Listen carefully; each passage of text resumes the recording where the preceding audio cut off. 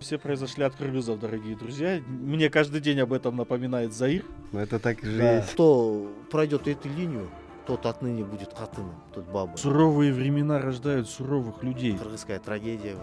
Джаил почти со всеми сыновьями он погиб. Ну вот, набежали, вырезали там их всех. Колпаковский келип пушкалар солдаттар менен өзүнүн казактары менен келет дагы. Кыргызы выступают, как я говорю часто, да, силовым блоком таким, да, Хаканского ханства. В 840 году, когда они разбили уйгурский каганат, Асманда жылдыз көп, жерде кыргыз көп дегендей. Их казнят же, да, они сделают намаз, на заре там ранним утром им отрубают голову. и эффект бутылочного горлышка. Когда один народ, они испаряются, остается буквально 10 человек из 100, из 1000. Это все у вас неправильно.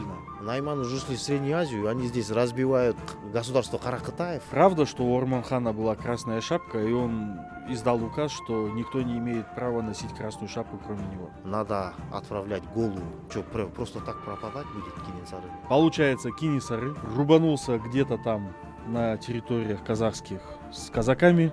Давление поднимал не только он кыргызам, и среди казахов другим султанам поднимал давление. Во времена Абулай Султана и нашего Джаил Батыра, когда произошло Джаилское побоище, У России нет границ, так и все являются кыргызами, да? Иман айтып кетпесек Как болбойт. каждый день говорю я.